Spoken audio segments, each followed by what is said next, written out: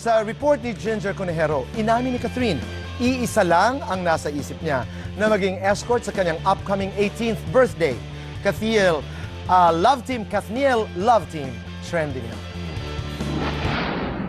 Kasikatan sa murang edad. Yan ang napatunayan na ng hottest kapamilya stars sa sina Catherine Bernardo, Daniel Padilla, Julia Montes at Enrique Hill. Tuloy-tuloy din ang projects ng apat na muling pumirma ng 3 taong kontrata sa Kapamilya Network. Aabangan ang Ikaw Lamang ni Julia at Mirabella naman kay Enrique Hill. Ang tindi rin ng magic ng Kathniel Love Team. Kaya naman trending ang mga eksena sa Got to Believe.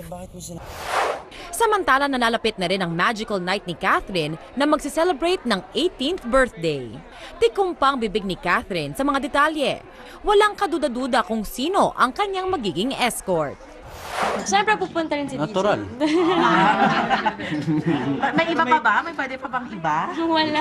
Yeah, pag na lang na-finalize na lahat kasi medyo marami pa talaga sasabihin ko na ang dami pang inaayos.